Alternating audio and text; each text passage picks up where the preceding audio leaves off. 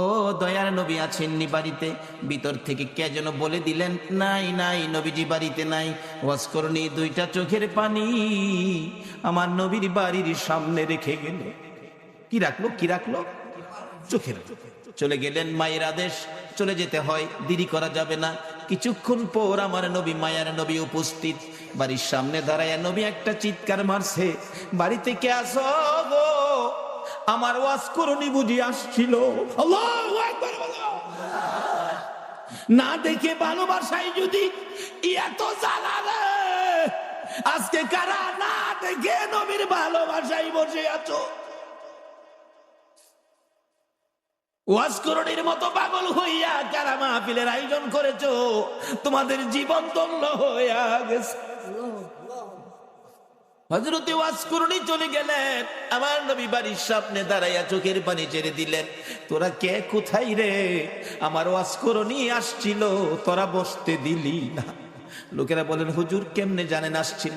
তোরা কথা জিজ্ঞাসা না রে, আমার ওয়াজ করণীর চোখের পানির গন্ধ জমিনে পাওয়া যায়। যেই নবীর ভালোবাসা, চোখের এক ফোঁটা পানির দাম আল্লাহর আরশের চাইতেও বেশি। যেই নবীর ভালোবাসা, একটা ফোঁটা চোখের পানি যদি কারো জমিনে পড়ে, তার জন্য জাহান্নামের আগুন হারাম হয়ে যায়। ওয়াজ করণী আসছিল, তোরা বসতে দিলি না, আমার ওয়াজ করণী চলে গেল রে। ওয়াজ করণী আর কোনোদিন নবীর সাথে দেখা হয় নাই। যেদিন আমার নবী জগৎ ছেড়ে চলে যাবেন, মদিনার রওজা পাকে শুয়ে যাবেন, তার আগে আগে আবু বকর, ওমর সাহাবীরা জড়ো হয়ে তাদের একটা আলোচনা শুরু হয়ে গেল। আমার নবী দুনিয়ার থেকে বিদায় হলে নবীজির জুব্বা মুবারক নিশ্চয়ই আবু বকর পাবে। আবু বকর আমার নবীকে বড় ভালোবাসতেন। আরেকজন বলেন না, আবু বকর পাবে না, সম্ভবত মেয়ের জামাই হযরতে আলী রাদিয়াল্লাহু তাআলা আনহু পাবেন। আরেকজন বলেন না, উমর পাইতে পারেন। আরেকজন বলেন উসমান গনি বহু টাকা খরচ করেন, বহু দান করেন, নবীর ভালোবাসায় উসমান গনি পাবেন। এইভাবে আলোচনা শুরু হলে অনেকে মিলে আমার নবী উপস্থিত। কি নিয়ে তোমরা আলোচনা সমালোচনায় বসেছো? হুজুর ভাবতেছিলাম আপনার বিদায় পরে আপনার জুব্বা মুবারক ভাগি জানি কে হয়ে যায়। আমরা কেউ ভাবছি ওমর পাবে, কেউ ভাবছি আবু বকর পাবে, কেউ ভাবছে উসমান গনি পাবে, কেউ ভাবছে হযরত আলী পাবে। আমার নবী দুইটা চোখের পানি জর্জর করে ছেড়ে দিয়ে কান্দে, সাহাবীরা রে আমার জুব্বা মুবারক তোমরা কেউ পাবি না, আমার জুব্বা পাবে আমার ওয়াজ করণী রে। সাহাবীরা একজন আরেকজনের দিকে তাকাই, এটা আবার কোন শব্দ নবীজি ব্যবহার করলেন? ওয়াজ করণী নামে কোনোদিন কাউরে আমরা দেখি নাই। কে সেই ব্যক্তি? জীবনে কোনোদিন আসতে দেখি নাই, আমাদের সাথেও দেখা হয় নাই। এটা কেমন পাগল রে, জীবনে দেখা নাই, জুব্বা পেয়ে গেল। আমার ওয়াজ করণী যদি নবীর ভালোবাসায় জীবনে দেখা নাই, নবীর জুব্বা পেতে পারে। আমার মন বলে আজকে যারা মিলাদুন নবীর আয়োজন করে এই নবীর ভালোবাসায় বসে আছো গো, আপনাদের সঙ্গে আমার নবীর শব্দের দিদার হয়ে যাবে। আল্লাহ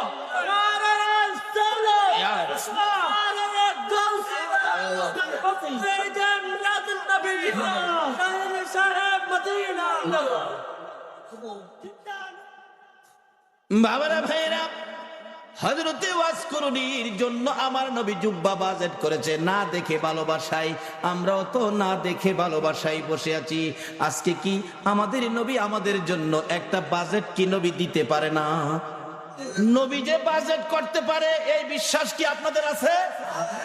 এটা কি মানেন? তাহলে আসেন, অনেক সময় আবার অন্যজনে প্রশ্ন করে বসবে এটার প্রমাণ কি নবী যে বাজেট দিতে পারে। বাস্তবে আসেন, একটা মদিনার ঘটনা। মদিনায় একটা নবীর আশিক ছিল।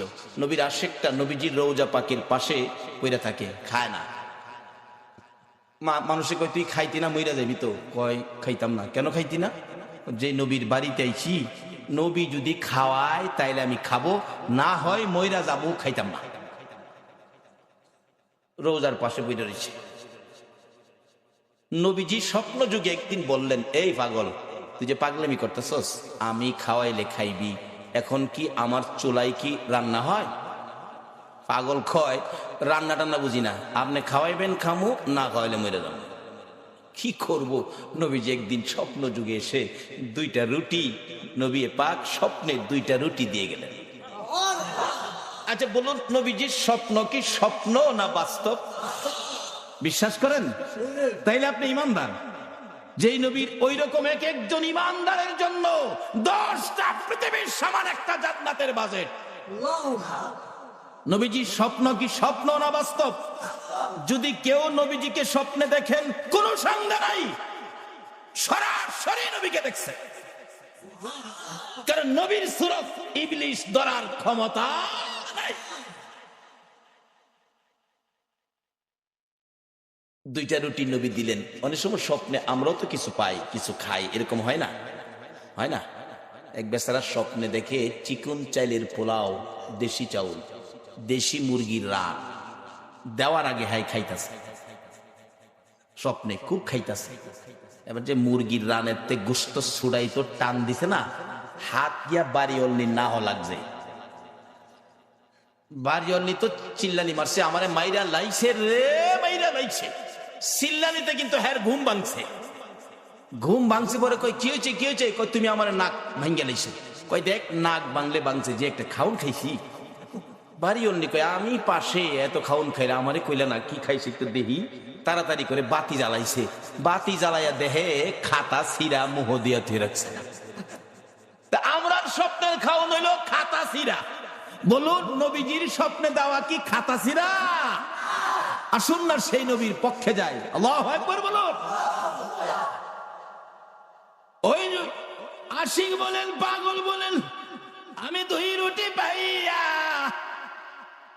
স্বপ্নেই খাইতে শুরু করলাম। খাইতে খাইতে 1.5 রুটি খাইলাম। অর্ধেক রুটি হাতে আমার ঘুম ভেঙে গেছে। ঘুম ভাঙ্গার পরেও দেখি আল্লাহর কসম, নবীর দেওয়া স্বপ্নের রুটির 1.5 রুটি খাওয়ার পর অর্ধেক রুটি এখনো আমার হাতের মধ্যে আছে। বলুন এই নবী এখনো উম্মতের কিছু দেওয়ার ক্ষমতা আছে কিনা? তাহলে আসুন সেই নবীর পক্ষে যাই, সেই নবীর দেখানো রাস্তাটার মধ্যে দাঁড়াই, তাহলে পাবো। নবীকে স্বপ্নে দেখলে এটা বাস্তব। একজন আল্লাহর ওলি, নামটা আমার খেলনায় খেলে আসতে বসবো, উনি স্বপ্নে দেখে নবীজির সামনে বসা। নবীজি এভাবে দাড়ি মোবারকে খাও যাইতেছেন, এমন সময় একখান দাড়ি মোবারক ভাঙ্গা জমিনে পড়ে গেছে। ওই আল্লাহর ওলি কই হাই হাই, নবীজির দাড়ি মোবারক জমিনে। তাড়াতাড়ি করে হাতে ধরে মুঠের মধ্যে নিয়ে আসছেন। ওনার ঘুম ভেঙে গেছে। দেখে ঘুম ভাঙার পরও হাতের মুঠ বন্ধ। মুঠ খুলে দেখে নবীজির দাড়ি মোবারক। ছিল স্বপ্ন, এখন বাস্তব। হাই হাই, নবীজির দাড়ি মোবারক কই রাখবো, কোথায় রাখবো? জায়গা, ভালো জায়গা কই আছে? এখন না পাইয়া মাথার টুপির মধ্যে দিয়া সিলাই করে মাথায় রাখে। ওই আল্লাহর ওলি বলেন, নবীজির দাড়ি মোবারক আমার মাথায় থাকার কারণে দিনের বেলা রৌদ্রের মধ্যে রাস্তায় বাহির হলে মেঘের টুকরা এসে আমার মাথার উপর ছায়া দিত। আজকে সে নবীর পক্ষে যতদিন মুসলমান না যাবে, ততদিন পর্যন্ত বিপদ থেকে বাঁচতে পারবে না। বিপদ থেকে বাঁচার একটাই পথ, সেই পথটা হলো নবী মুহাম্মদুর রাসূলুল্লাহর পথ। যে নবী স্বপ্নে দিলে এখনো দিতে পারে, আচ্ছা সে নবীর পক্ষে আমরা যারা বসে আছি, নবীজি কি আমাদের কিছু দিতে পারে না? তাই বলতেছিলাম, ওয়াজ করুনি নবীর ভালোবাসায় কি পাইতেছে দেখেন, আর আপনাদের জন্য কি বাজেন। আমার ওয়াজ করুনিকে আমার জুব্বা মুবারক তোমরা দিয়ে দিও। আবু বকর উমর প্রশ্ন করে বসলেন, হুজুর ওয়াজ করুনি কে, কোথায় থাকে, পরিচয় কি? আমার নবী চোখের পানি ছেড়ে দিলেন, ও আমার সাহাবীরা শোনো, ওয়াজ করুনি পরিচয় হলো নাম জিগাইলে নাম বলবে না, ঠিকানা জিগাইলে ঠিকানা বলবে না, কিন্তু বুঝবে কেমনে? তার হাতের মধ্যে সাদা অল্প একটু দাগ আছে, এই দাগটা দেখলেই বুঝবি ইনি হলেন আমার ওয়াজ করুনি। লম্বা ঘটনা। আবু বকর উমর লইয়া, মতান্তরে আবু বকর হযরত আলীকে লইয়া নবীজির জুব্বা মুবারক নিয়ে পাহাড়ে পাহাড়ে ঘুরে ওয়াজ করুনির খবর পাই না। বাবারা ভাইয়েরা, ও বাবারা ভাইয়েরা, আসুন না নবীর আশেক কিভাবে পরিচয় পাওয়া যায়। যাইতে যাইতে কোথাও পাই না, রাখালেরা রে, ওয়াজ করনি নামে কোনো পাগল তোমরা দেখছনি? রাখালেরা বলেন, আপনার নাম কি? আবু বকর। ও আবু বকর, ওয়াজ করনি চিনি না। ওই সামনের পাহাড়ের উপরে নির্জনে একটা পাগল বসে থাকে, নাম কি আমরা জানি না। দৌড়ে গেলেন, দুইজন প্রশ্ন করেন, আপনার নাম কি? আমার নাম জিগেলেন, আমি তো আল্লাহর বান্দা। তাইলে কিছুটা ইঙ্গিত। আরে আপনার নাম কি? আরে বাবা নামটা কি দরকার, আমি আল্লাহর বান্দা, আমি কি মিথ্যা বলছি? কয় না, নামটা বলেন। আমি আখিরি নবীর উম্মত। এমনি ওমর থাপা দিয়ে ডাইন হাতে ধরছে। যে ডাইন হাতে ধরেছে, ওয়াজ করনি চোখের পানি ছেড়ে দিয়ে চিৎকার মারছে, ওমর, আবু বকর রে, নিশ্চয়ই তোমরা আমার আখিরি নবীর খবর নিয়ে আইছো। আমার আখিরি নবী ছাড়া আমার এই গোপন খবর কেউ জানে না। আমার নবীর খবর কি? আমার নবী বুঝি দুনিয়ায় নাই রে? ও আবু বকর, দুইজনে মিলে প্রশ্ন করেন, কিভাবে জানেন আপনি? কত সম্পর্ক ছিল, জীবনে কোনো দিন দেখে নাই। কারা গো? এই নবীর মিলাদুন নবীর আয়োজন করেছো, নবীর ভালোবাসার রশি মদিনার সাথে লাগাইছো, নিশ্চয়ই তোমাদের সাথে একদিন আমার নবীর স্বপ্নের দিদার হয়ে যাবে। আবু বকর ওমর ডাকে, ও ওয়াজ করনি? নাই রে, আমার নবী দুনিয়ায় নাই। এই জুব্বা মুবারক তোমার জন্য বাজেট করেছে। ওয়াজ করনি বলেন, আমার জন্য জুব্বা নিয়ে আসছো, এই জুব্বা আমি কেমনে রাখবো রে? আমার নবী নাই, আমি নবীর উম্মতের জন্য কি করব? আবু বকর ওমর প্রশ্ন করেন, আমরা আপনাকে কোনোদিন দেখি নাই, এত বড় বাজেট, এত বড় সম্পর্ক কিভাবে করলেন? আবু বকর ওমর দুইজনে প্রশ্ন করলে হযরতে ওয়াজ করনি ডাকে, আপনারা কি নবীকে ভালোবাসেন? আপনারা ভালোবাসার কি প্রমাণ আছে আমারে দেখান তো। কথা কয় না, কি প্রমাণ আছে? নবীজির উহুদের জমিনে দুইটা দান মোবারক ভেঙেছে, আপনারা কি জানেন? জানি। দেখি আপনারা হা করেন। হা করলে, ও আবু বকর ওমর রে, নবীর দান নাই, তোমাদের মুখে দান দেখা যায় রে। কেমন ভালোবাসো? আমি ওয়াজ করনির মুখের দিকে তাকাইয়া দেখো, আমার মুখে একটা দাঁতও না। যেদিন শুনেছি আমার নবীর মুখে দাঁত ভেঙেছে দুইটা, আমি পাহাড়ে বসে পাথর দিয়ে ভাঙলাম দুইটা। উপরের দাঁত ভেঙ্গে ভাবলাম উপরের দাঁত না নিচের দাঁত, নিচের থেকে ভাঙলাম দুইটা। এই দুইটা না হইয়া যদি ডান দিকের হয়, ডান দিক থেকে ভাঙলাম দুইটা। ডান দিকের উপরে না হইয়া যদি বাম দিকের দুইটা হয়, বাম দিকের ভাঙলাম দুইটা। এইভাবে আমি ওয়াজ করনি নবীর ভালোবাসায় ভাঙতে ভাঙতে 32টা দাঁত ভাঙলাম রে। নবীর ভালোবাসায় সবগুলো শেষ করে দিলাম। এবার আবু বকর ওমর বলেন, ও ওয়াজ করনি, বুঝেছি তোমার ভালোবাসায় নবী খুশি হইয়া তোমাকে জুব্বা মুবারক বাজেট দিয়েছে। ওয়াজ করনি জীবনে কোনোদিন আমার নবীর দেখা পায় না। এত দূর থেকে যদি ভালোবাসায় নবী পাকের জুব্বা মুবারক পাইতে পারে, আমরা বাংলার জমিন থেকে সত্যিকার অর্থে নবীর ভালোবাসা দিলে আমরা কি নবীর দিদার পাইতে পারি না?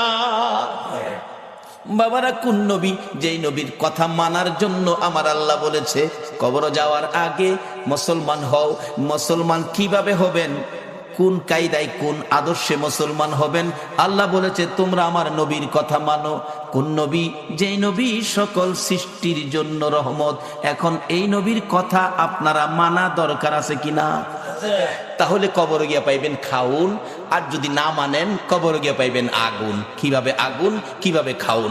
আসুন আমি অল্প সময়ের মধ্যে এটা শেষ করতেছি, আপনাদের কষ্ট হইতেছে না তো? খাউন আর আগুন। নবীর কথা মানলে খাউন, না মানলে আগুন। মানলে আবু বকর, না মানলে আবু জাহেল। মানলে জান্নাতি, না মানলে দুজকি। সহজ ওয়াজ। নবীর কথা মানবেন। আল্লাহ বলছে, আল্লাহর কথা রাইখা নবীর কথা মানতে রাজি আছেন? নবীজি একটা চিঠি নবীর পক্ষ থেকে আসছে আমাদের কাছে। নবীর একটা চিঠি আপনাদের সামনে দিলাম। প্রথম চিঠিটা হলো কাফা বিল মাউতি ওয়াইজান। রাসূল বলছে একটা ওয়াজ যথেষ্ট, তুমি তোমার মৃত্যুর কথাটা স্মরণ করো। আচ্ছা, আমরা যে মরতে হবে এই কথাটা কি রাইট? আল্লাহ তো বলছে, নবীও বলতেছে। আচ্ছা, মরার পরে যে কবরে যাবেন, কবরের জন্য কি কোনো রোজগার করছেন? বাড়ি গাড়ি কত কিছু করলেন, এগুলি যে রোজগার করে বাড়ি টাড়ি করলেন, কবর যে যাবেন, কবর রোজগার কি লইছেন? বাবারে যত সয় সম্পদ আছে, ময়রা দেখেন না, ময়রা দেখেন, যত সয় সম্পদ আছে আপনার মৃত্যুর পরে আপনার ছেলে মেয়েরা বাট করে নিয়ে যাবে, আপনারে একটা টাকাও দিবে না। ময়রা দেখেন, এও তো কথা, ময়রা আবার সাম কেমন, এও তো কতই। আসুন তাহলে একটা বাস্তবতায় যাই। এক বেচারা ময়রা দেখছি, এক বেচারা শুনছে কবরে গেলে আযাব হইব। হ্যাঁ কয় একদিন ময়রা দেখি কবর গিয়া, জীবিত বেড়া কবর গেছে, নিজেই কবর কুইরা রাত্রে কবরের উপরে সানি দিয়া ভিতরে বই রইছে, কি আযাব হয় দেখতো। ওয়ারেন্টের আসামি ধরতে পুলিশ যাইতেছিল, দারগা সাহেব যাইতেছে, দুই পুলিশ লইয়া এই যে রাস্তার কিনারে ফাও গেছে গা এই হের কবরের ভিতরে গেছে, পরে এমনি আঞ্জাদা ধরছে। পুলিশ ডাকতেছে, স্যার স্যার বিপদ দি কিছে, টর্চ লাইট লই আইন। টর্চ দেখে বাঙ্গা কবরও ফাও গেছে, দেখে ভিতরে এক বেড়া বসা, হ্যাঁ রে মাতার চুলো ধরে টেইনের শেষ রায় তুলছে। কিরে কি? স্যার কবর বলে আযাব হইব, মৌলবীরা কয়, এর লেগে কবর বসলাম, দেখলাম কি আযাব হয়। কই আযাব নাই তো, খালি পুলিশে ভাড়া মারে।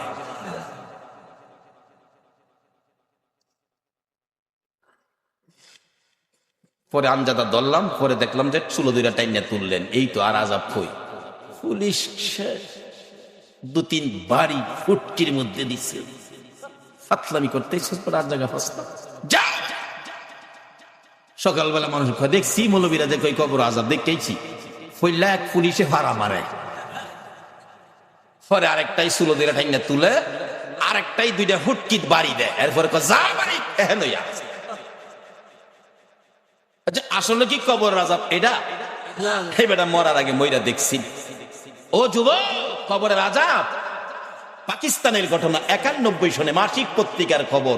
একটা যুবক মৃত্যু হলে পীর দুহা কবরস্থানে তাকে দাফন করার জন্য কবর কুড়ে লাশ নিয়ে গেছে, যা দেখে কবরটা বন্ধ হয়ে গেছে। অর্থাৎ কবরে বুঝাইতেছে তোর মতো পাপীকে আমি রাখবো না। 91 সনের মাসিক পত্রিকা। ইমাম সাহেব ছিলেন আল্লাহর ওলি মানুষ। আল্লাহর ওলি আসনা দেশে, এখন তো ওলিদের মর্যাদা নাই, এখন ওলির দরকার পড়ে না, এখন ওলির কোন প্রয়োজন পড়ে না, যে যুগ পড়ছে।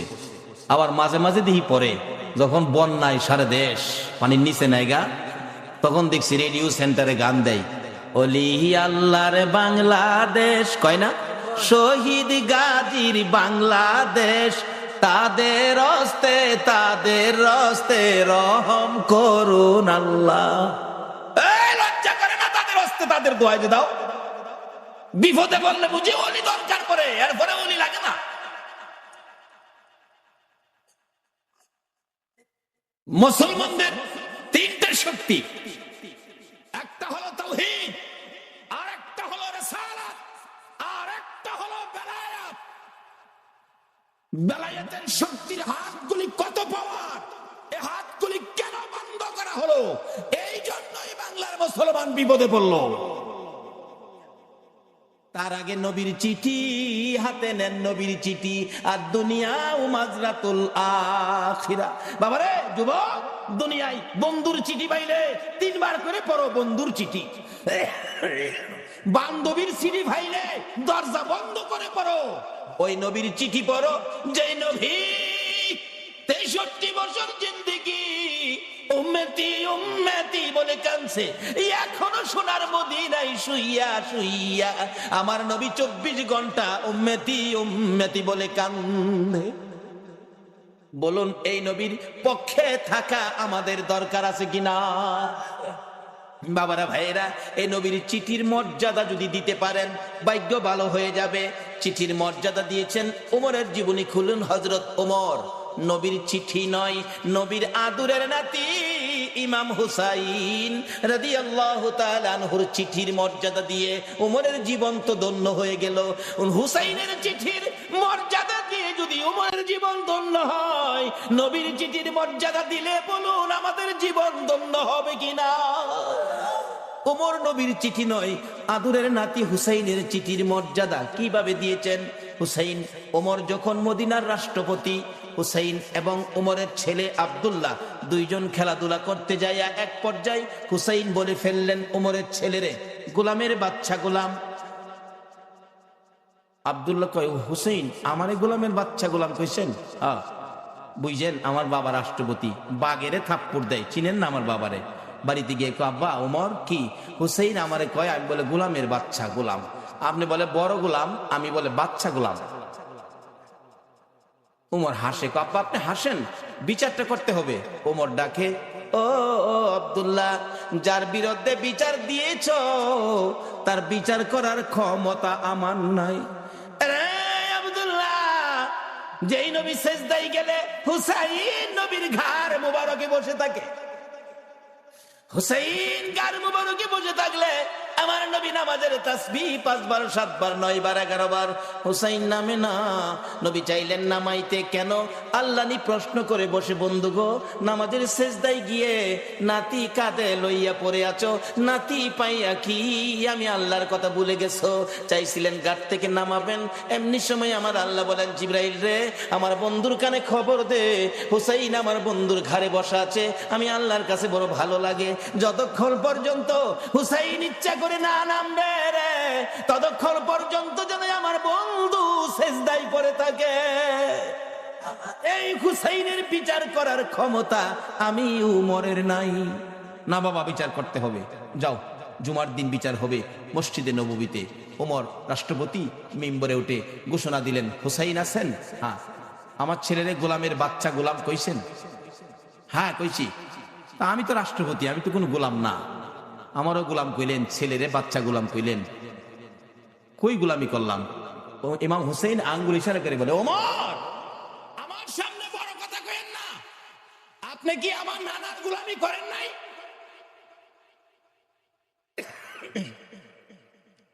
ওমর দুইটা চোখের পানি গাল বেয়ে বেয়ে জর্জর করে ছেড়ে দিলেন। মসজিদে নববীর মুসল্লিরা রে, তোমরা কি শুনেছো হুসাইন আমাকে কি বলছে? শুনেছি। আমি বলে নবীর গোলামি করেছি। হ্যাঁ। হুসাইন পারবেননি এই কথাটা কাগজে লিখে দিতে? পারবো, আমি দেখছি যেটা পারবো না। আমার নানার গোলামি করেছে ওমর, তাই ওমরের ছেলেরে গোলামের বাচ্চা গোলাম গালি দিলাম। ওমর এই চিঠিখানি হাতে লইয়া ডাকে, মসজিদে নববীর মুসল্লিরা রে, আমি নবীর গোলামি করেছি, প্রমাণ দিয়েছে ইমাম হুসাইন, আমি ওমর আর কোথাও কোনো ভয় করি না। ওমর বলেন, হুসাইন বলেছে আমি নবীর গোলামি করেছি আর আমি ভয় পাই না, নবীর গোলাম হইয়া কবরে যাব।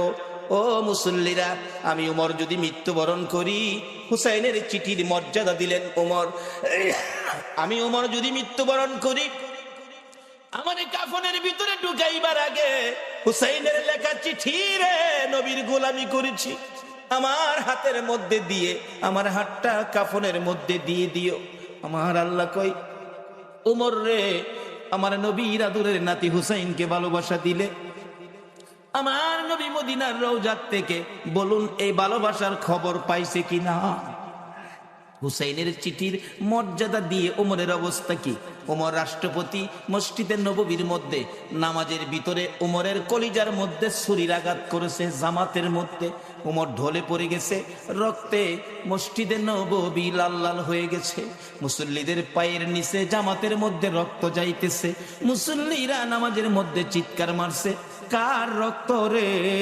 মসজিদে নববী লাল হয়ে গেছে। ওমর ঢলে পড়ে আছে, ওমরের ছেলে ডাকতেছে, মুসল্লিরা গো, আমার বাবারাই আঘাত করেছে, কে জানি, দরজা বন্ধ করে দেন, প্রতিশোধ নিব, বিচার করব কোন মুনাফেক জানি আঘাত করেছে। ওমর ছোট্ট ছোট্ট সুরে ডাকে, ও বাবা আমার কাছে আসো, প্রতিশোধ নিবা, বিচার করবা আমাকে খুশি করার জন্য। হ বাবা, বাবা রে, বিচার করে প্রতিশোধ নিয়ে খুশি করতে পারবি না, আমাকে যদি খুশি করতে হয় আমি তো মরে যাবো রে বাবা। একটা কথা শোনো। কি কথা? ছেলে, নবীজির রওজার পাশে আমার ভাই আবু বকর ঘুমাইছে, আর একটা জায়গা খালি আছে রে ছেলে, আমাকে যদি খুশি করতে হয় মা আয়েশা সিদ্দিকার কাছ থেকে অনুমতি নিয়ে আসো, আমি উমরকে নবীজির পাশে নিয়ে শোয়াইতে পারো। নবীর পাশে যদি আমারে শোয়াইতে পারো রে, আমি উমর খুশি হইয়া যাইব। অথচ তখনও রাষ্ট্রপতি, ইচ্ছে করলে গায়ের জোরে শুইতে পারতেন, কিন্তু ইসলাম কোনোদিন গায়ের জোর ব্যবহার করে না। নবীরে মানে সব বুঝে আসবে। দৌড়ে গেলেন উমরের ছেলে, মা আয়েশা সিদ্দিকা, আমার বাবাকে ছুরির আঘাত করেছে, বাবার মৃত্যু হয়ে যাবে, বাবা কাঁদতেছে, নবীজির রোজার পাশে একটু জায়গা এখানে শোয়ার জন্য অনুমতি দেবেন? মা আয়েশা ভাবতেছেন, ইচ্ছে ছিল আমি এখানে শুইব নবীজির পাশে, এক পাশে আমার বাবা আবু বকর, আরেক পাশে আমি শুইব। উমর অনুমতি চাইলেন, কি বলবো, আচ্ছা আপনি এখন যান, আমি একটু পরামর্শ করি। উমরের ছেলে চলে গেছে, বাবা অনুমতি হয় নাই, তুমি আবার যাও, আবার যাও। আবার আয়েশা দেখে মা আয়েশা সিদ্দিকা নবীজির রওজার পাশে দাঁড়িয়ে আছে, প্রশ্ন রাখতেছেন, নবী গো, উমর আপনার পাশে শুইতে চাই, ইচ্ছে ছিল আমি আয়েশা আপনার পাশে শুইব। হুজুর বলুন কে আপনার পাশে শুইব? আমি আয়েশা না উমর? আমার নবী হুসাইনের চিঠির মর্যাদা দেওয়ার কারণে রোজার ভিতর থেকে নবী ডাকতেছে, আরে আয়েশা, আয়েশা রে, আমার উমরকে আমার পাশে শোয়ার অনুমতি দে। নবী ডাইকা ডাইকা পাশের বিছানায় শোয়াইলেন। নবীর আদরের নাতি হুসাইনের চিঠির মর্যাদা দিলে নবী যদি ডাইকা ডাইকা পাশে শোয়াই গো, এই নবীর চিঠির মর্যাদা সরাসরি দিলে বলুন বিপদে পড়লে নবী আমাদের পাশে আসবে কিনা? বাবারা ভাইয়েরা, মরতে হবে, মরার আগে আসুন রাস্তাটা ক্লিয়ার করি। নবীর চিঠির মর্যাদা দেই। নবী বলেছে কাফা বিল মাউতি ওয়াইজান, একটা চিঠি হলো একটা ওয়াজ যথেষ্ট, মৃত্যুর কথা স্মরণ। আরেকটা চিঠি হলো আদ-দুনিয়া ও মাজরাতুল আখিরা, এই জগৎ থেকে আখিরাতের বাজার আমাদের করতে হবে, কিন্তু দুনিয়ার বাজার করলাম, আখিরাতের বাজার নাই। মরে দেখেন আপনার কিছুই দুনিয়ার সঙ্গী নাই। আরে মা বাবার কথা মতো যে জন চলে না, বলুন মা বাবার কথা মতো যে জন চলে না, আল্লাহ নবীজির দয়া তারা পাবি না। হায়রে আল্লাহ নবীজির। মা বাবাকে দুঃখ দিলে নামাজে রোজা যাইবি ফলে, মা বাবাকে দুঃখ দিলে নামাজে রোজা যাইবি ফলে, মার কলি যায় আঘাত দিলে খোদা সহে না, মার কলি যায় আঘাত দিলে খোদা সহে না, আল্লাহ নবীজির দয়া তারা পাবি না। হায়রে আল্লাহ নবীজির। মা একটা চিৎকার মারছে, রে কবিরাজ আমি মা রাজি আছি। একজন শুধু রাজি হইছে, বলুন এই ব্যক্তিটা কে? জোরে বলুন কে? কোন মা রে? আমার নবী বলেছে এই মায়ের পায়ের নিচে তোমার জান্নাত। বাবারে, আর যাই করো না করো, মা বাবার মনে কষ্ট দিও না। মা বলেন কবিরাজ আমি রাজি আছি। কবিরাজ বলেন মা কেউ রাজি হলো না, আপনি কেন রাজি হলেন? মা দুঃখের কথাগুলো বুঝাইতে চাইতেছে, কবিরাজ রে, এই সন্তান যখন আমি মায়ের পেটে ছিল 10 মাস 10 দিন, কোন রাত সারা রাত আমি ঘুমাইতে পারি নাই, দাঁড়ায়া দাঁড়ায়া কাটাইছি। যেদিন বাবা দুনিয়ায় আসবে রে কবিরাজ, প্রথম দিনের ব্যথা সহ্য করেছি, কারো কাছে কই নাই। দ্বিতীয় দিনের ব্যথা জিহ্বা কামড়ায় সহ্য করেছি, তৃতীয় দিনের ব্যথা সহ্য করতে পারি নাই রে কবিরাজ, বেহুশ হয়ে গেছি। আমার শাশুড়ি মা দৌড়ায় আসছে, আমার বৌমার কি হলো? আশপাশি মুরব্বী মহিলাদেরকে দৌড়ায় জোর করেছে। মহিলারা বলছে ভয় পায়েন না, অন্য কিছু না, আপনার বৌমার সন্তানাদি হবে। তাহলে তোমরা আমার বৌমার মাথায় পানি দাও গো, আমার বৌমা বেহুশ হয়ে গেছে। কবিরাজ বালতির পর বালতি পানি মাথায় দিয়ে জ্ঞান যখন ফিরলে রে কবিরাজ, এত ব্যথা সহ্য করতে পারি না। আমি মুরব্বী মহিলাদেরকে বলেছিলাম সন্তানের প্রসব এত ব্যথা আমি আগে জানি না গো মা। ও মুরব্বী মা মহিলারা, আমার একটা দাও দাও, নিজের গলা নিজে কাইটা মৃত্যুবরণ করি, সহ্য করতে পারি না। দেখলাম মহিলারা দাও জাতীয় সবগুলো জিনিস ঘরের বাইরে ফালাইয়া দরজা বন্ধ করে দিয়েছে। আবার বলেছিলাম, মহিলারা গো, আমার 2 টাকার বিষ কিনা দাও গো, সন্তানের প্রসবের এত ব্যথা আমি আগে জানি না। কবিরাজ মহিলার আমার মাথায় হাত বুলাইয়া বুলাইয়া বলছে, মা পাগলামি করিস না, সন্তানের প্রসব এই ব্যথার কষ্ট আমরাও করেছি, সন্তানের মা হইলে এই কষ্ট করতে হবে রে মা। আল্লাহ রে ডাকো, আল্লাহ আল্লাহ করো। এক একটা ডাক মারতাম রে কবিরাজ, ব্যথায় অসহ্য হইয়া আল্লাহ গো কইয়া। এই ডাকগুলি যখন শুনে আমার আল্লাহ আরশে বসে বাজেট দিয়ে দিলেন, ফেরেশতারা রে, যে মা প্রসব ব্যথার যন্ত্রণায় আমার আল্লাহ গো কইয়া ডাক মারে রে, এক একটা ডাকের বিনিময় এক একটা কবুল হজের নেকি আমি আল্লাহ দান করে দিলাম। মার কষ্টের বিনিময় আমার আল্লাহ দেয়, আমরা সন্তানেরা দেই না।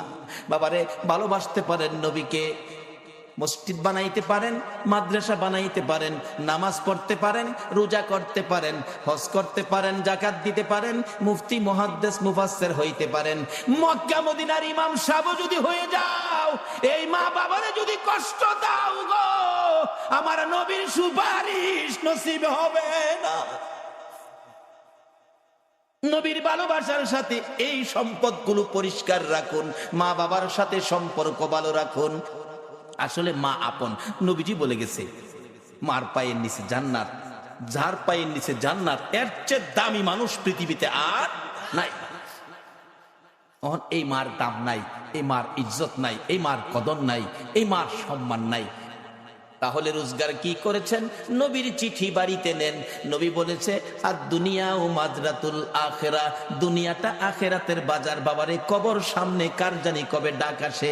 একটা কবরে রোজগার করে যাবেন, কবর গেলে পাইবেন খাউন, আর একটা কবরে যাবেন পাইবেন আগুন। 2টা পক্ষ, আগুনের পক্ষ আর খাউনের পক্ষ। এটাই হবে আমার শেষ কথা। আগুনের পক্ষ, একজন নবীজির সাহাবীর জীবনী, বদর প্রান্তরের উপর দিয়ে যাচ্ছিল, দেখে একটা বিশাল ব্যক্তি, সারা শরীরে আগুন দাউ দাউ করে জ্বলতেছে, হাতের মধ্যে আগুনের বেরি, গলার মধ্যে আগুনের জিঞ্জিল, পায়ের মধ্যে আগুনের জিঞ্জিল, 2 জনে ধরে রাখছে, আগুনের লাঠি দিয়া মারতেছে বদর প্রান্তরে। ওই লোকটাকে দেখে ডাকতেছে, ভাই আমার 1 গ্লাস পানি দাও, আগুনে পুড়ে আমার সব ছাই ছাই হয়ে গেছে।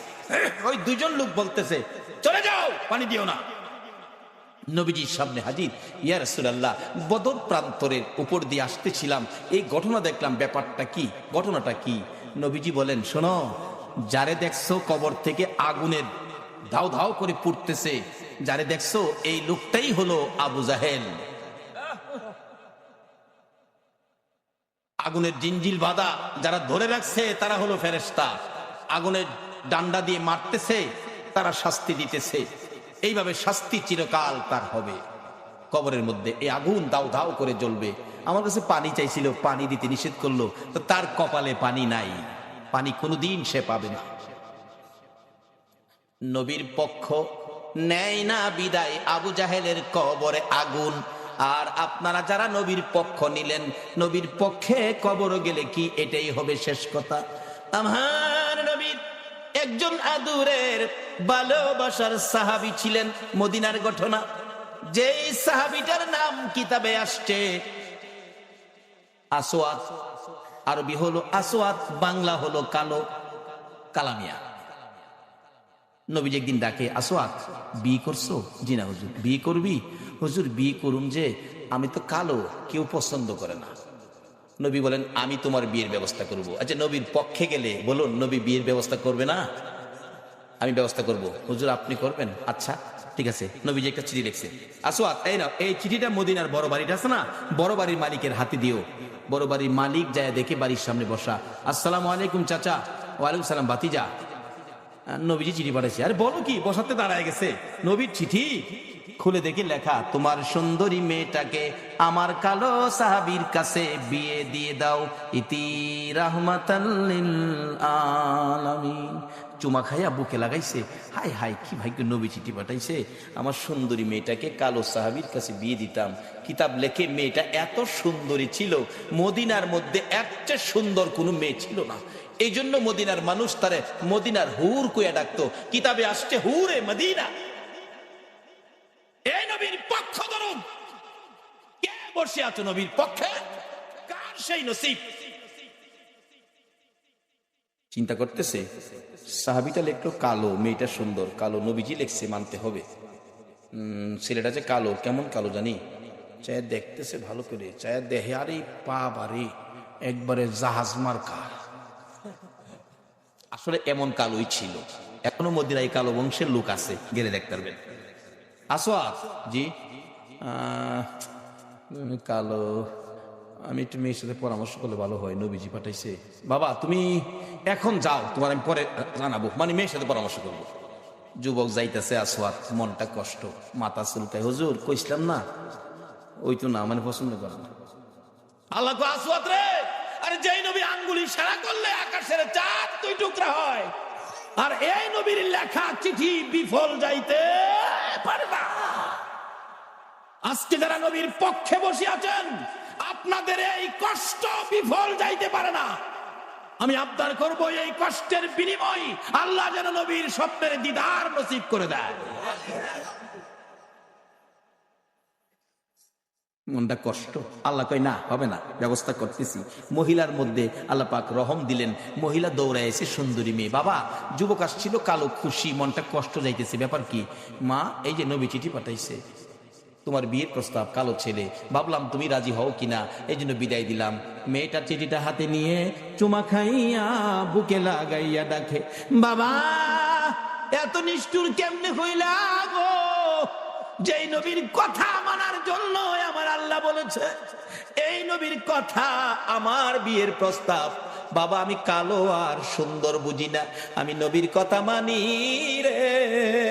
ও সোনার বাংলার ভাইয়েরা, মা বোনেরা, যে ইয়াসরিব নামের পাথর আর বালুর দেশ, এই নবীর কথা মাইনা নবীর ভালোবাসা দিয়ে যাইয়া দেখো সোনার মদিনা হইয়া গেছে।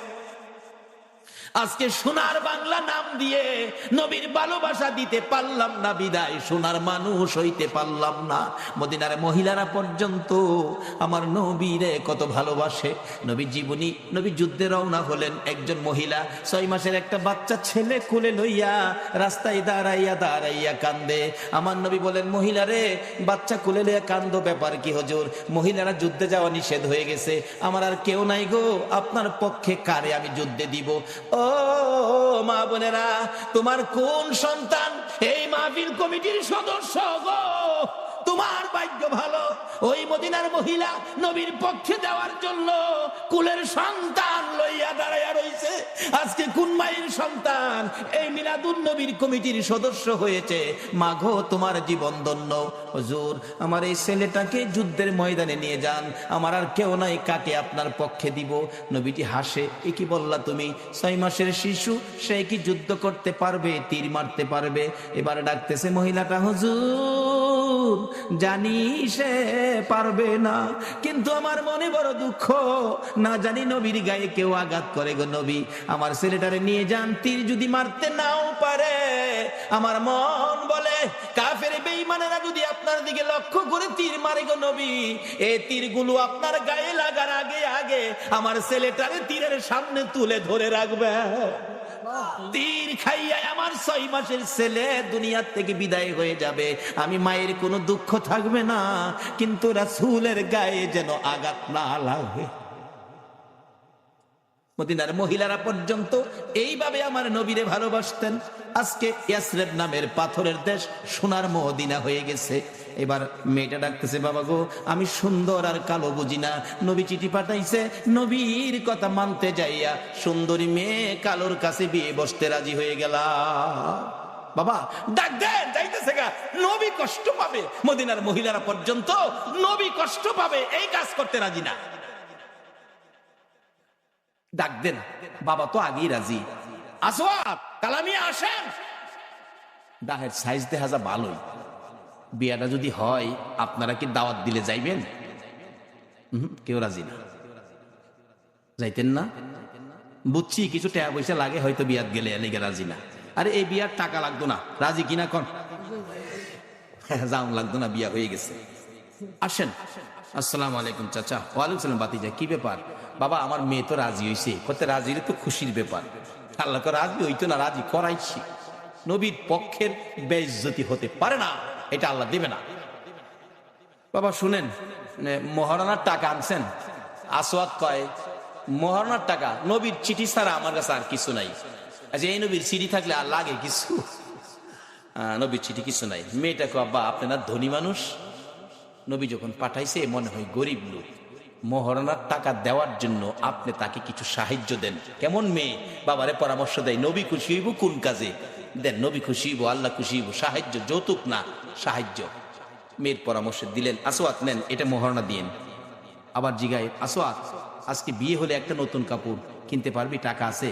এমটি পকেট, একবারে খালি, কিছু নাই। দিবেন কিনা কন, না দিলে জামুগা সাহস। মেয়েটাকে, বাবা এটা পাগল, যাইতে দিয়েন না, নবী কষ্ট পাইবো। বাবা আপনারা ধনী মানুষ, কেমন মেয়ে ও বাবারে পরামর্শ দেয়, ধনী মানুষ না আপনি, দেন না বাবা। একটা কাপড়ের টাকা দিলেন, মহারানার টাকাও বাবা দিলেন। লইয়া আসওয়াদ মদিনার মার্কেটে বিয়ের বাজার করবে। কাপড়ের দোকানে ঢুকলেন, দোকানদার, কাপড় দে, সুন্দরী মেয়ে বিয়ে করব, দেখেন কোনটা নিবেন কোনটা না। আসওয়াদ দেখতেছে কোনটা নিবে কোনটা না। এমন সময় শুনে রে, রাস্তা দিয়ে কে যেন পাগলের মতো দৌড়ায়, এতিমের মতো কান্দে আর ডাকে, রে মদিনার দোকানদারেরা, ও মদিনার যুবকেরা, ও মদিনার সাহাবীরা, খবর পাইছো নি? আল্লাহর বন্ধু যুদ্ধের ময়দানে রওনা হয়ে গেছে। এমনি সময় যুবকেরা দৌড়াইয়া বাড়িতে গিয়ে যুদ্ধের পোশাক পরে তরবারি হাতে মার পায়ে সালাম করতেছে, মা গো বিদায় দাও গো মা। নবী বলে, যুদ্ধে গেছে, বিদায় দাও, দেখা হবে হাসরের ময়দান। দোকানদারেরা দোকান বন্ধ করতেছে, দোকানদারি করবে না। আসওয়াদ নিজেকে নিজে প্রশ্ন করে, ও আসওয়াদ, নবী বলে যুদ্ধে যাইতেছে, তুই কি এখন যুদ্ধের বাজার করবি না বিয়ের বাজার করবি? মন ফাইসালা দিলেন, নবী যুদ্ধে যাবে, বিয়ের বাজার করব না। বিয়ের বাজারের সবগুলো টাকা লইয়া, নবীর ভালোবাসা কাকে কয়, একটা তরবারি বিয়ের বাজারের টাকা দিয়ে যুদ্ধের বাজার তরবারি কিনে নবীর পিছে পিছে দৌড়াইয়া যুদ্ধের ময়দানে যুদ্ধ করতে করতে হযরতে আসওয়াদ শহীদ হয়ে গেছে। যে যুদ্ধে 70 জন সাহাবা জীবন দিয়েছে, আমার নবী যুদ্ধ শেষে ডাকতেছেন, সাহাবীরা রে, আমার শহীদদেরকে দাফন কর, গোসল দিস না রে, রক্ত মাখা জামা গুলো পাল্টাস না, রক্ত মাখা জামা সহ দাফন করে দে। আমি নবী হাসরের ময়দানে আমার আল্লাহরে দেখাবো আমার উম্মতেরা কত পাগল ছিল। সেই নবীর ভালোবাসায় কারা বসে আছে? আমার নবী দাফনের নির্দেশ দিলে 69 জনকে রক্ত মাখা জামা কাপড় সহ দাফন করা হলো। 70-এর মাথায় দূরে পড়ে আছে হযরতে আসওয়াদ। নবী বলেন, সাহাবীরা রে, আমার আসওয়াদ বিয়ে করতে গিয়েছিল, এই ময়দানে দেখা যায়। একজন বলেন, হুজুর আমি দেখেছি, বিয়ের বাজারের টাকা দিয়ে আপনার কথা শুনে যুদ্ধের বাজার করে জীবন দিয়ে ফেলেছে। আমার নবী বলেন, কাছে যাইয়া দেখি, নতুন তরবারিটা হাতে চিত হয়ে পড়ে আছে, জিহ্বাটা বাহির হয়ে কপালে লাইগা রইছে, কলিজাটা বাহির হইয়া থরথর করে কাঁপতেছে। আমার নবী ডাকে, আসওয়াদ রে, মদিনার হুর নিলি না, নবীর ভালোবাসায় জীবন দিলি রে, কলিজা দেখাইয়া বিদায় হইলি, মাবুদ আমার আসওয়াদ রে কি দিবা গো আল্লাহ। নবী বলেন, আমি কবরের পাশে দাঁড়িয়ে আছি, আসওয়াদের লাশটা ধরে ধরে নিয়ে আনতেছি কবরে দেওয়ার জন্য। নবীজি কবরের দিকে তাকাইয়া মুস্কি মুস্কি হাসতেছেন। সাহাবীরা বলেন, ইয়া রাসূলুল্লাহ, এই কবরের দিকে তাকাইয়া মুস্কি মুস্কি হাসেন কারণ কি? আমার নবী বলেন, সাহাবীরা রে, আমি যা দেখি তোমরা তা দেখো না, আমি যা জানি তোমরা তা জানো না। হুজুর কি দেখে হাসলেন আমরা জানতে চাই। আমার নবী ডাকে, সাহাবীরা রে, আমার আসওয়াদ মদিনার হুর ফালাইয়া আমি নবীর ভালোবাসায় বিয়ের বাজারের টাকা দিয়ে যুদ্ধের বাজার করে জীবন দিয়ে কবরে রওনা হয়েছে।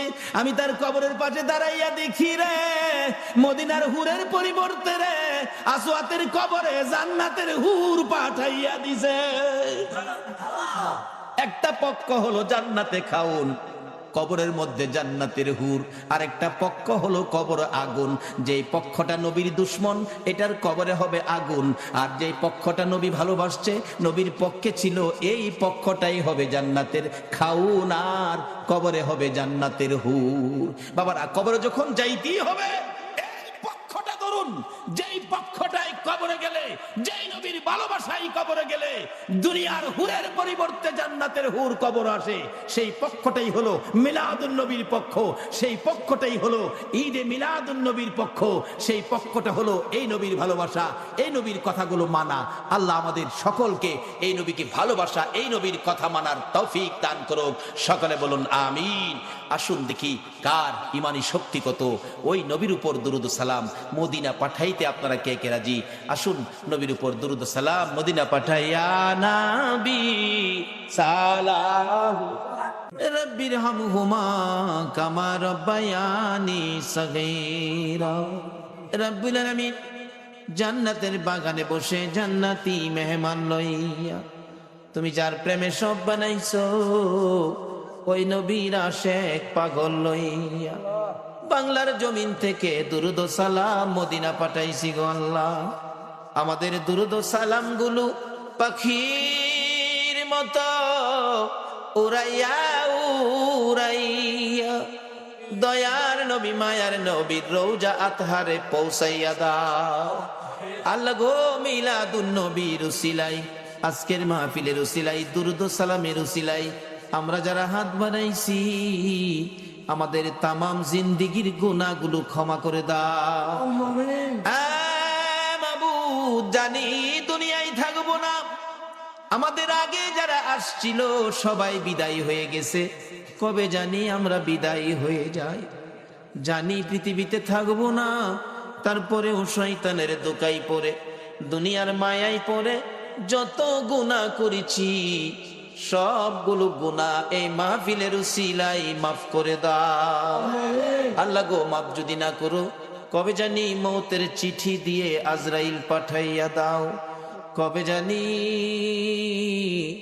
কার বিছানা খালি হইয়া যায়, কবে জানি বড় বাড়ি বড় ঘর সুন্দর বিছানার থেকে চারজনে দৌড়ে দৌড়ে টাইনা টাইনা বাহির করবে। উঠানের কিনারে পর্দা টানাইয়া উত্তর দিকে মাথা দিয়ে শুয়াইয়া নাকে কানে তুলা লাগাইয়া রে বড়ি পাতার গরম পানির জীবনের শেষ গোসল করাবে। আদুরের সন্তানেরা বারিন্দায় দাঁড়ায়া দাঁড়ায়া ডাকবে, বাবা গো পর্দার ভিতরে কিসের গোসল করো গো বাবা। মা টাইনা টাইনা সন্তানের বুকে জড়াবে, আয় এতিম, এতিম রে আয় আমার বুকে আয়, তোর বাবা যেই গোসল করে রে আজ থেকে তোমরা এতিম হইয়া গেছো। মউত কত এতিম দেখি রাস্তায় রাস্তায় দাঁড়ায়া কান্দে। একটা এতিম ছেলে ঈদের দিন পুরান জামা কাপড় লাগাইয়া কান্দে। জিজ্ঞেস করি, বাবা কেন কান্দো? হুজুর সবাই নতুন জামা পরলো, আমার নতুন জামা নাই। কেন নতুন জামা নাই? বাবাকে বলো নতুন জামা দিবে। ছেলেটা কান্দে, হুজুর আমার বাবা নাই, আমি এতিম গো এতিম, একটা জামা কিনার মতো আমার কেউ নাই গো। ও এতিম রে এতিম। কবে জানি কার সন্তানেরা এতিম হয়ে যায়, কবে জানি কার জীবনের শেষ গোসল, কবে জানি কার জীবনের শেষ পোশাক সাদা কাপড় লাইগা যায়। ওই দিন আসার আগে এ মাহফিলের উসিলায় আমাদের সবাইকে তুমি মাফ করে দাও। আমাদের মধ্যে যারা বিপদে আছে বিপদ থেকে উদ্ধার করে দাও, যারা ঋণগ্রস্ত আছে ঋণ থেকে মুক্ত করে দাও। আল্লাহ গো, ও আমার আল্লাহ, যাদের ছেলে নাই ছেলে দাও, যাদের মেয়ে নাই মেয়ে দাও, যাদের ছেলেও নাই মেয়েও নাই ছেলে মেয়ে দিয়ে তাদের কলিজা ঠান্ডা করে দাও গো আল্লাহ। মাবুদ, আমাদের মধ্যে যারা নামাজি নামাজ কবুল করে নাও, যারা নামাজ পড়ে না নামাজের বুঝদান করে দাও, যারা ব্যবসা করে ব্যবসায় বরকত দাও, যারা চাকরি করে পদোন্নতি দান করে দাও, যারা গৃহস্থী করে জমির ফসলে বরকত দাও। আল্লাহ গো, যারা মক্কা মদিনা যাওয়ার পাগল, পাখির মতো উড়াইয়া মক্কা আর মদিনা লইয়া যাও গো আল্লাহ। মাবুদ, যারা বিদেশ থাকে সকল বিদেশি ভাইদেরকে হেফাজতে রাখো গো আল্লাহ। যারা বিদেশ যাবে তাদের মনের আশা পুরা করে দাও গো আল্লাহ। খাস করে আজকের মাহফিল কমিটি সোনার ছেলেদেরকে তোমার নবীর পক্ষে কবুল করো গো আল্লাহ। সভাপতি সাহেব, সুযোগ্য চেয়ারম্যান সাহেব এত রাত পর্যন্ত মাহফিলের পক্ষে কষ্ট করেছে, আল্লাহ ওনাকে নেক হায়াত বাড়াইয়া দাও। এই পর্যন্ত যারা মাহফিলে মিলাদুন নবীর পক্ষে কষ্ট করে বসে আছে গো, সবাইকে তোমার নবীর স্বপ্নের দিদার দেখাইয়া দিও গো আল্লাহ। তোমার নবীর স্বপ্নে না দেখাইয়া কারু গায়ে সাদা কাফন লাগাইও না গো আল্লাহ। মিলাদুন নবীর পক্ষে যারা বসা সকলকে তুমি আফত বিপদ আযাব গজব অ্যাক্সিডেন্ট বা মুসিবত শয়তানের শয়তানি দুশ্মনের দুশ্মনী হইতে বাঁচাইয়া রহমত বরকত শান্তি দ্বারা ভরপুর করে দাও গো আল্লাহ। আল্লাহ খাস করে দোয়ার দরখাস্ত করেছেন, এই মাহফিলে সাহায্য করেছেন প্রবাসী ভাইয়েরা, আল্লাহ যাদের সহযোগিতায় এই মাহফিল কায়েম হয়েছে, আল্লাহ তাদেরকে নেক হায়াত বাড়াইয়া দাও। এই সংগঠনের সদস্য ভাইয়েরা বড় কষ্ট করে নবীর বাগান সাজিয়েছে, আল্লাহ গো এই সদস্য ভাইদেরকে তুমি নেক হায়াত বাড়াইয়া নবীজির প্রেমের মালা গলায় পরাইয়া দাও। আল্লাহ যাদের পিতামাতা কবরে মাফ করে দাও। আল্লাহ যারা পরীক্ষার্থী পরীক্ষা দিতেছে, মা বাবার মনে বড় আশা রে ছেলে মেয়ে পাস করে বাড়িতে আসবে, আল্লাহ মা বাবার কলিজা ঠান্ডা করে দিও। সকল পরীক্ষার্থী ভাই বোনদেরকে তুমি কামিয়াবি দান করে দিও গো আল্লাহ। ইয়া আল্লাহ খাস করে মাহফিলে যারা স্বেচ্ছাসেবক পরিশ্রম করেছে কষ্ট করেছে, আল্লাহ তাদেরকে নেক হায়াত দাও, নবীর গোলাম হিসাবে কবুল করে নাও গো আল্লাহ। যাদের সহযোগিতা করেছে এই মাহফিলের জন্য, আল্লাহ এই গ্রামবাসী সকলে মিলে তাদের মিলেমিশে থাকার তৌফিক দাও। যারা মাহফিলে কষ্ট করেছে সাহায্য সহযোগিতা করেছে, তাদেরকে তুমি আল্লাহ সব জায়গায় সাহায্য করে দিও গো আল্লাহ। ইয়া আল্লাহ খাস করে যারা এই প্রতি বছর মাহফিলের পক্ষে থাকে, আল্লাহ মাহফিলে থাকে থাকবে আসছে আসবে সাহায্য সহযোগিতা করেছে করবে, সকলকে তুমি কাল কিয়ামতে নবীর গুদারায় উঠাইয়া ফুলসিরাতের ফুল পার করে দিও গো আল্লাহ। এই সংগঠনের সদস্য যারা বিদেশ থাকে সবাইকে তোমার দুরূদ সালাম, আল্লাহ গো তোমার নবীর দুরূদ সালামের প্যাকেট করে তোমার কুদরতি হাতে দিলাম। এই সদস্য বিদেশের জমিনে যারা থাকে সবাইকে তুমি হেফাজতে রাখো গো আল্লাহ। সকলকে তুমি রুজি রোজগারে বরকত লাগাইয়া বেশি বেশি করে নেক হায়াত বাড়াইয়া দাও। আল্লাহ যারা নবীর মিলাদের পক্ষে আসে না, আল্লাহ সবাইকে বুঝ দিয়ে নবীর মিলাদের পক্ষে কবুল করে নাও। আল্লাহ মসজিদ কমিটির সদস্যদেরকে নেক হায়াত বাড়িয়ে দাও, তোমার ঘরের খেদমত বেশি বেশি করার তৌফিক দান করে দাও। আল্লাহ যাদের ছেলে নাই ছেলে দাও, যাদের মেয়ে নাই মেয়ে দাও, যাদের ছেলেও নাই মেয়েও নাই ছেলে মেয়ে দিয়ে কলিজা ঠান্ডা করে দাও। আল্লাহ যাদের অনেক উপযুক্ত ছেলে রুজি রোজগারের ব্যবস্থা নাই, আল্লাহ এই যুবকদেরকে রুজি রোজগারের ব্যবস্থা করে দাও। অনেক উপযুক্ত মেয়ে বিয়ে শাদী হয় না, আল্লাহ তুমি তাদের বিয়ে শাদীর ব্যবস্থা করে দাও। আল্লাহ এই এলাকায় রহমত বরকত দিয়ে ভরপুর করে দাও। আল্লাহ আমাদের সকলকে আসমানি জমিনি বালা মুসিবত হইতে বাঁচাইয়া রহমতের প্যাকেটের মধ্যে কবুল করে নাও। আল্লাহ এই মাহফিল তোমার কুদরতি হাতে দিয়ে গেলাম, কিয়ামত পর্যন্ত এই মাহফিল তুমি কায়েম রাখো। এই মাহফিলের পক্ষে যারা আসছে আসবে, সাহায্য সহযোগিতা করেছে করবে, সকলকে কাল কিয়ামতে নবীর গুদারায় উঠাইয়া ফুল সিরাতের ফুল পার করে দিও। আল্লাহ মা বোনেরাও কষ্ট করেছে, রাবিয়া বস্তির মতো বানিয়ে দাও। কাল কিয়ামতে খাতুনে জান্নাত ফাতেমাতুজ জাহরার সাথে হাসর নসিব করে দিও। আল্লাহ মাহফিল শেষে যারা যেখানে যাবে সহি সালামতে পৌঁছাইয়া দিও।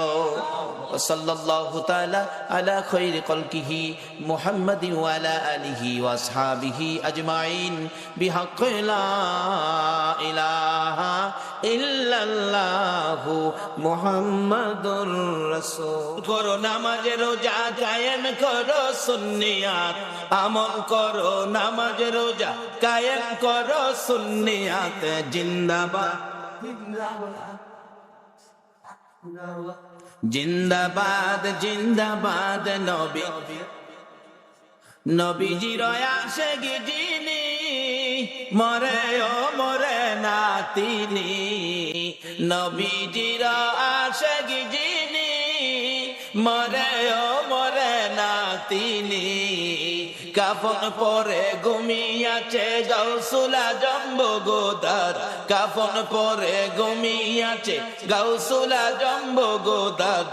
জিন্দাবাদ জিন্দাবাদ নবীর সেনা, জিন্দাবাদ জিন্দাবাদ জিন্দাবাদ নবীর, নবীর জন্য হৌরে পাগল ওহে নবীর আশিক সকল, নবীর জন্য হৌরে পাগল ওহে নবীর আশিক সকল। পার করিবে দয়াল নবী রোজ হাসরে ফুলসিরাত, পার করিবে দয়াল নবী রোজ হাসরে ফুলসিরাত। জিন্দাবাদ জিন্দাবাদ নবীর সেনা, জিন্দাবাদ জিন্দাবাদ জিন্দাবাদ নবীর। আমল করো নামাজে রোজা কায়েম করো সুন্নিয়াত, আমল করো নামাজে রোজা কায়েম করো সুন্নিয়াত। জিন্দাবাদ জিন্দাবাদ নবীর সেনা, জিন্দাবাদ জিন্দাবাদ জিন্দাবাদ নবীর। বাবারা আসুন না, বাজেট কি সামনে যাইতেছি, যেই ভাইয়েরা মাহফিলের আয়োজন করেছেন, যাদের আয়োজনে এত সহজে আমরা মাপ পেয়ে গেলাম, তাদের জন্য দোয়া করা আমাদের দরকার আছে কিনা? আজকের এই যুব সংঘের ভাইদেরকে আল্লাহ পাক হায়াত দেখ, সকলে বলুন আমিন। বাবার আসুন, আমি পবিত্র কোরআন শরীফ থেকে, হাদিস শরীফ থেকে যা তেলাওয়াত করেছি, এখন আলোচনায় ঢুকবো। আল্লাহ যেটুকুন তৌফিক দিবেন আমি সেটুকুন আলোচনা করব। আসুন আলোচনায় যাই, তার আগে একটু মহব্বতে দুরূদ শরীফ পড়ুন, আলোচনায় ঢুকে যাব। আল্লাহুম্মা সাল্লি আছো বুঝিনা তোমার মায়ায় কান্দে নবী, তোমার মায়ায় কান্দে নবী, শুয়ে সোনার মদিনা। আল্লাহুম্মা সাল্লি সাইয়্যিদিনা মাওলানা মুহাম্মদ ওয়া আলা আলি সাইয়্যিদিনা মাওলানা। বলগল উলা বিকামালিহি কাশাফাদ দুজা বিজামালিহি, আসনাত জামিউ খিসালিহি সাল্লাল্লাহু আলাইহি। বাবারা ভাইয়েরা আসুন, আমি আলোচনায় ঢুকলাম। পবিত্র কোরআন শরীফ থেকে আমার সর্বপ্রথম তেলাওয়াত ছিল কুল্লু নাফসিন যায়িকাতুল মাউত।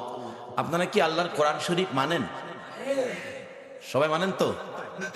আল্লাহ আপনাদের উদ্দেশ্যে ঘোষণা দিলেন, সকল প্রাণীর উদ্দেশ্যে, কুল্লু নাফসিন যায়িকাতুল মাউত, সকল প্রাণী একদিন মৃত্যুর কোলে ঢলে পড়বে। আচ্ছা, আমরা সকলের একদিন মরতে হবে, এই কথাটা কি রাইট? এই ঘোষণাটা কে দিলেন? কোন আল্লাহ? যার জমিনে থাকি। এটা আসলে উনিই দিতে পারেন, যিনি জমিনের মালিক। যেমন বাস্তব আসেন, আপনার 3টা বাড়ি আছে চট্টগ্রাম শহরে, ভাড়া দিয়ে রাখছেন। আপনার ইচ্ছে হয়েছে ভাড়াটিয়া বাহির করে দিবেন। এই মাসের প্রথমে বলে দিলেন, এই ভাড়াটিয়ার ভাইয়েরা, আগামী মাসে কিন্তু আমার বাড়ি আপনাদের ছেড়ে দিতে হবে। আচ্ছা, আপনি বাড়িওয়ালা, ভাড়াটিয়াকে নির্দেশ দিলেন বাড়ি ছেড়ে দিতে হবে। এই ভাড়াটিয়া কি আগামী মাসের পর আর থাকতে পারবে? আপনি বাড়ির মালিক, আপনি নির্দেশ দিয়েছেন 1 মাসের সময় দিলাম, আপনার 1 মাসের মধ্যে জায়গা জমিন দেখে, অন্য বাসা দেখে আগামী মাসে আমার বাসা ছেড়ে দিবেন। একটা সাধারণ মালিক যদি নির্দেশ দেয় বাড়ি বাসা ছেড়ে দিতে হয়, যিনি সমস্ত পৃথিবীর মালিক, সে আল্লাহ আমাদের উদ্দেশ্যে ঘোষণা দিয়েছেন, ওয়ারেন্ট পাঠিয়েছেন, তোমরা আমার জমিন ছেড়ে দিতে হবে। ঘোষণাটা কি? কুল্লু নাফসিন যায়িকাতুল মাউত। এই ঘোষণায় আগে যারা আসছিল তারা চলে গেছে, আমরা যারা আছি আমরাও যাইতে হবে। যাইতে যে হবে, আমি আপনাদের কাছে একটা প্রশ্ন রাখি, আপনারা মৃত্যু হয়ে গেলে কোন দেশে যাবেন?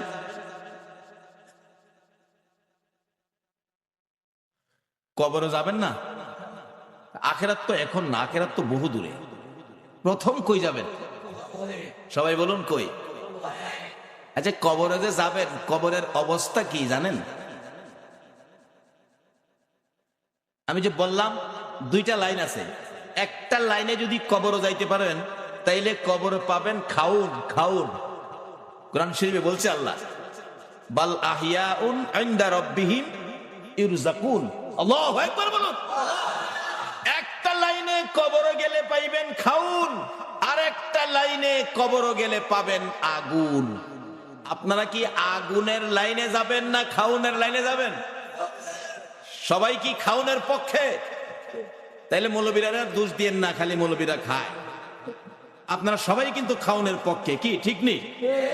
আমরা এমন একটা লাইন ধরবো যে লাইনটাই কবরে গেলে খাউন, আর যে লাইনটাই কবরে গেলে আগুন। এটার থেকে আমরা আল্লাহর কাছে পানা চাবো। রাজি আছেন তো? আসুন, এই কবরে যখন যাইতেই হবে, লাইন দুইটা রাখলাম, আসবে পরে কোন লাইনে আগুন কোন লাইনে খাউন। অবশ্য কবরে কিন্তু যাইতেই হবে। কি যে কোর্ট থেকে ওয়ারেন্ট, এই কোর্টের রায় অমান্য করার ক্ষমতা পৃথিবীর কারো? আমাদের তত্ত্বাবধায়ক সরকার পারবে অমান্য করতে? জাতিসংঘের মহাসচিব পারবে? বুশে পারবে? এর বাফে পারবো? এর বাফে পারে নাই, গেছে গা। এমন এক কোর্টের রায়, কুল্লু নাফসিন যায়িকাতুল মাউত, সকল প্রাণী মৃত্যুর কোলে ঢলে পড়বে। তাইলে আসুন আমরা এ রায় মাইনা নেই, না মানলেও থাকার সুযোগ। তাহলে মৃত্যুর পরে আমাদেরকে কবর নামের কারাগারে পাঠাবে, কবর নামের কারাগারে পাঠাবে। আসুন, এই কবরে যাওয়ার আগে রাস্তা দুইটা, একটা কবরে আগুন, একটা কবরে খাউন। আসুন, সামনে আসতেছে। তাইলে আমরা যখন মৃত্যু হবে, কিভাবে মরলে ভালো হয়, কোন রাস্তায় কি করতে হবে, একটু পরামর্শ আল্লাহর জিজ্ঞা। আল্লাহ আমরা এখন কি করতে পারি বলেন? আল্লাহ আপনাদেরকে ভালো পরামর্শ দিতেছে কোরআন শরীফ। ইয়া আইয়ুহাল্লাযীনা আমানু দুখুলু ফিস-সিলমি কাফা। ও বিশ্বাসীরা, ঈমানদাররা, তোমরা পুরাপুরি ভাবে ইসলামের মধ্যে ঢুকে যাও। বলুন, কিসে ঢুকতে বলছে? আমরা তো ইসলামে আছি, আবার কেন ঘোষণা দিল? তাহলে বোঝা গেল আমরা পুরাপুরি ভাবে ইসলামে ঢুকি নাই, কিছু বেজাল আমাদের মধ্যে আছে। এই বেজাল যে আছে, এটা বুঝবেন কেমনে যে কোন জিনিসটা বেজাল, কোনটা সঠিক? আল্লাহ তাও কোরআন শরীফে ফায়সালা দিছে। তোমরা সঠিকটা বুঝতে গেলে তোমরা একটা কাজ করো, সেটা কি? অমাইয়িতির রাসূলা ফাকাদ আতা আল্লাহ। তোমরা আমার রাসূলের কথাগুলি শোনো। কার কথা বলুন? এই রাসূলের কথা চন্দ্রের শুনে, শুনেনি? সূর্যের শুনে, আল্লাহু আকবার বলুন। কুল কায়নাত শুনে, আল্লাহর আরশ কুরসি লৌহ কলম শুনে। এমন কোন মাখলুকাত নাই যিনি আমার নবীর কথা শুনে না। কেন? এই নবীর কথা শোনার জন্য বলেছে আমার আল্লাহ। আল্লাহ বলেছে তোমরা আমার এই রাসূলের কথাগুলি শুনো, মানো, কারণ এই নবীর কথা মানলেই হবে আমি আল্লাহর কথা মানা। কোন নবী? তাও আল্লাহ ঘোষণা দিয়েছে কোন নবী? ওমা আরসালনাকা ইল্লা রাহমাতাল লিল আলামিন। যে নবী সকল সৃষ্টির জন্য করুণা, সকল সৃষ্টির জন্য যিনি রহমত। বাবারা, ভাইয়েরা, এই নবীর কথা যদি মানতে পারেন, এই নবীর পক্ষে যদি আসতে পারেন, তাহলে আমার আল্লাহ আপনাকে কি দিবে? মা বাবারা, ভাইয়েরা, মক্কার ঘটনা বাস্তব ঘটনা। এই নবীর পক্ষে সর্বপ্রথম যিনি জীবন দিয়েছিলেন, ইনি একজন মহিলা। ইনি হলেন হযরতে সুমাইয়া। সুমাইয়ার জীবনী নবীজির পক্ষে থাকবে, নবীজিকে ভালোবাসবে, নবীজির কথা মানবে, নবীর আদর্শ ধরবে, নবীর পক্ষে থাকবে, ইসলাম বুঝবে, ইসলাম শান্তি, ইসলামের পক্ষে থাকবে। এই অবস্থা দেখে নিষ্ঠুর পাষাণ আবু জাহেল সুমাইয়াকে প্রশ্ন করে বসলেন, সুমাইয়া রে, বাতিজার পক্ষে থাকবি, আমার পক্ষে থাকবি না? আমি তো মক্কা নগরীর গর্জিয়াস নেতা। হ্যাঁ বলে, মক্কা নগরীর গর্জিয়াস নেতা। সুমাইয়া ডাকে, ও মা বোনেরা শোনো, তোমাদের মতো একটা মহিলা নবীর পক্ষ ধরে জীবনে কি রোজগার করেছে? রে আবু জাহেল, তোমার কথা মানার জন্য আমার আল্লাহ বলে নাই, কিন্তু তোমার বাতিজার কথা মানার জন্য আল্লাহ বলেছে। আপনারা কি আল্লাহর কথা মানতেন না? সুমাইয়া কই মুখে মুখে কথা বলে দিলাম, আবু জাহেল তোর কথা শুনবো না, আমি আমার নবীজির কথা শুনবো। আবু জাহেল বলেন এত বড় দুঃসাহস কারো তো নাই এই মক্কা নগরীতে। আবু জাহেল নিষ্ঠুর পাষাণ এক পর্যায়ে রাগ হইয়া সন্ত্রাসী আবু জাহেল সুমাইয়াকে শেষরাইয়া ঘর থেকে বাহির করে মরুভূমির খোলা জায়গায় দাঁড় করাইয়া টাইনা টাইনা পরনের সবগুলো কাপড় খুলে ফেলেছে। যে কাপড়টা খোলা যায় না টাইনা টাইনা ছিঁড়ে ফেলেছে। একবারে উলঙ্গ করে পাগলিনী আমার নবীর আদরের আমার নবীর পাগলিনী সুমাইয়াকে উলঙ্গ করে দাঁড় করাইয়া ডাকতেছে, আবু জাহেল ও সুমাইয়া বল এবার তোরে কে রক্ষা করবে? সুমাইয়া চোখ দুইটা বন্ধ করে হাতটা এইভাবে বুকের উপর রেখে চোখের পানিগুলো গাল বেয়ে বেয়ে জর্জর করে ছাড়তেছে। আবু জাহেল ডাকে, মক্কার লোকেরা রে, দেখা যা আমার বাতিজার পক্ষের লোক সুমাইয়াকে উলঙ্গ করেছি। সুমাইয়া কান্দে, মাবুদ আবু জাহেল মক্কার মানুষ ডাকে আমারে দেখার জন্য, তোমারে একবারও ডাক দেয় না। মাবুদ আমি সুমাইয়া তোমারে ডাক দিলাম, তোমার বন্ধুর পাগলিনী সুমাইয়ারে দেখা যাও না। আমার আল্লাহ বলেন, সুমাইয়া রে আমার বন্ধুর ভালোবাসায় বেইজ্জতি হইতেছস, আমি আল্লাহ তোর দাওয়াত কবুল করলাম, আমি তোরে দেখব। আবু জাহেল রাগ হয়ে গেছে, আল্লাহরে ডাকো দেখার জন্য, দাঁড়াও ভালো করে দেখাইতেছি।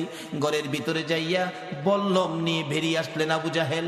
বল্লম নিয়ে এসে আমার নবীর পাগলিনী সুমাইয়া রে তল পেটের নিচে এত জোরে আঘাত করলো, সুমাইয়া চিত হয়ে জমিনে পড়ে গলা কাটা মুরগির মতো লাফায়, জিব্বাটা বাহির করে দিয়ে কান্দে, মাবুদ গো তোমার বন্ধুর পাগলিনী সুমাইয়ার জীবন যায় গো, দাওয়াত দিলাম দেখা গেলা না।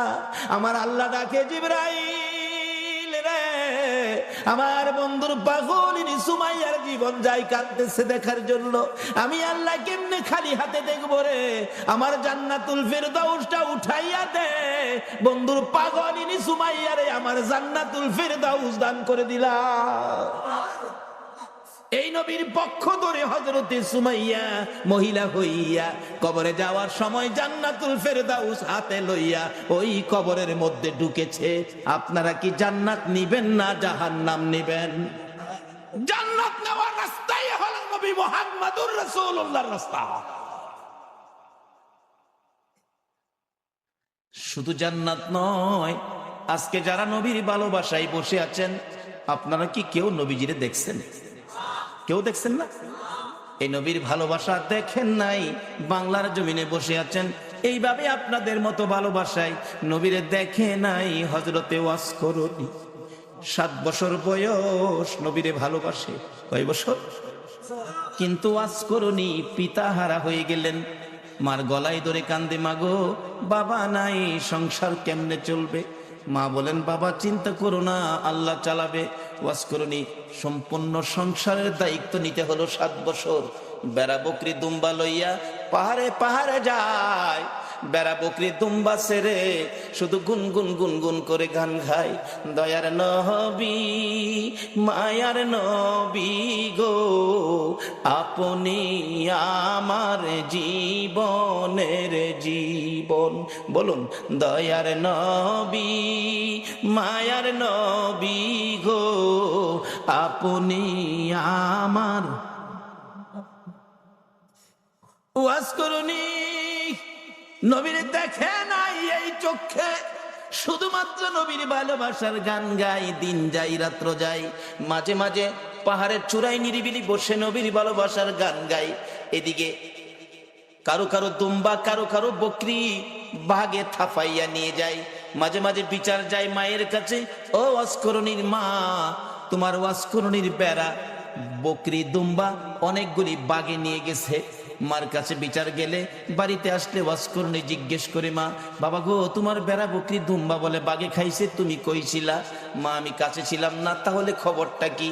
ওয়াসকরণীটা ডাকে, মা গো আমি দেখেছি বাঘ আসছে গো মা, কিন্তু বাঘ আসে ঠিকই, আমার বকরির পাশে বাঘ নাকটা লাগাইয়া গো, নাক আমার বকরির গায়ে লাগাইয়া হাত লাগাই না। নবীর আশিকেরা গো, যেই নবীর আশিকে ওয়াসকরণী আর বেড়া বকরি দুম্বা জংলার বাগে খায় না, নাক লাগাইয়া হাত লাগায় না। মা আমি দেখেছি ভাগ এসে আমার বকরি ছেড়ে দিয়ে অন্যের বকরি ধরে নিয়ে যায়। এ হলো নবীর ভালোবাসার পুরস্কার। মাগো কোনোদিন ভয় পায় না, ওয়াসকরণীর বকরি জংলার বাগে খাবে না। ওয়াসকরণীর মধ্যে আছে নবীর ভালোবাসা, যে নবীর সৃষ্টি না হইলে বাঘের সৃষ্টি হতো না।